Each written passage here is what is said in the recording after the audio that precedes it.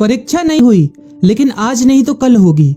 ये कोरोना महामारी आज नहीं तो कल जरूर खत्म होगी। स्कूल कॉलेजेस कभी ना खुलें, ऐसा नहीं होगा। अभ्यास करते रहोगे तो कोई पछतावा नहीं होगा।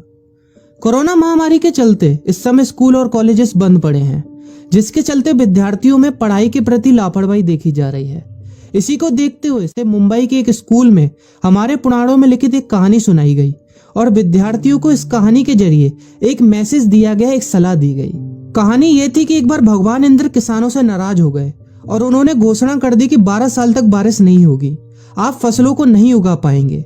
भगवान इंद्र से किसानों ने विनम्रता पूर्वक विनती की। किसानों की विनती को देखते हुए इंद्र ने बड़ी चालाकी से बारिश न होने का सारा श्रेय भगवान शिव के ऊपर डाल दिया और कहा कि बारिश तभी संभव है जब भगवान शिव अपना डमरू बजाएंगे। लेकिन इंद्रदेव भगवान शिव के साथ पहले ही गुप्त रूप से चर्चा कर चुके थे और उनसे किसानों के साथ सहमत नहीं होने के लिए भी अनुरोध कर चुके थे।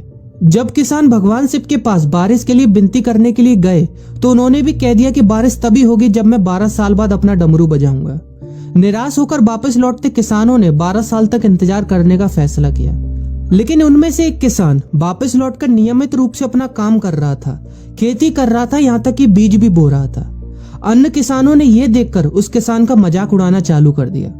कुछ किसानों ने उससे पूछा भी कि आप अपना समय और ऊर्जा क्यों बर्बाद कर रहे हैं, जबकि आप जानते हैं कि 12 साल तक बारिश नहीं होने वाली। उस किसान ने जवाब दिया कि मुझे पता है कि बारिश के बिना मेरी फसल नहीं आएगी, लेकिन मैं ये सब केवल अभ्यास के रूप में कर रहा हूँ। 12 साल बाद मैं फसलों को उगाने और खेतों में काम करने की प्रतिक्रिया को भूल जाऊंगा। शरीर की काम करने की आदत छूट जाएगी और शरीर आलस का शिकार हो जाएगा।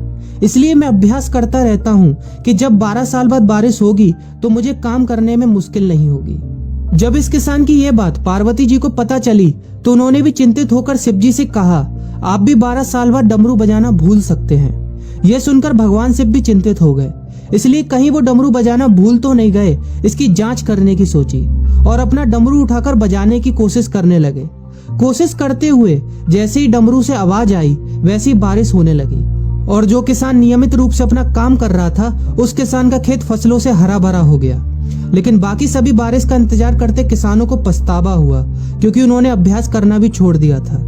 इसी तरह 2 सप्ताह बाद, 2 महीने बाद या 2 साल बाद लॉकडाउन समाप्त हो जाएगा। कोरोना महामारी भी खत्म हो जाएगी। इसे घूरने या इस महामारी के खत्म होने तक का इंतजार करने से बेहतर है कि आप जिस कक्षा में हैं या जिस अगली कक्षा में जाने वाले हैं उसका अध्ययन करें। पुस्तकों का अध्ययन करके अपने कौशल को तेज करें। आपके पास जो ज्ञान है उसे और बढ़ाएं। इस समय का इस्तेमाल करें और ये सोचें कि आप और भी बेहतर कैसे कर सकते हैं, क्योंकि डमरू कभी भी बच सकता है। इसलिए अभ्यास करते रहें। अभ्यास ही गुणवत्ता का सार है। अभ्यास ही है जो आपको किसी भी क्षेत्र में पूर्ण बनाता है। अगर आप अपनी पढ़ाई के प्रति लापरवाही छोड़कर अभ्यास करते रहेंगे तो जब काम करने का समय आएगा, जब भी परीक्षा देने का समय आएगा, तो आप हर चुनौती और अपने हर क्वेश्चन का जवाब देने के लिए तैयार रहेंगे। अपना ध्यान रखें और अपनों का ख्याल रखें, क्योंकि कोरोना भी गया नहीं है। घर पर ही रहने की कोशिश करें ताकि आप भी और अन्य भी सुरक्षित रहें और नियमित रूप से अभ्यास करते रहें, क्योंकि डमरू कभी भी बच सकता है। वीडियो अच्छी लगी हो तो वीडियो को लाइक और अपने फ्रेंड्स के साथ शेयर करना मत भूलिएगा।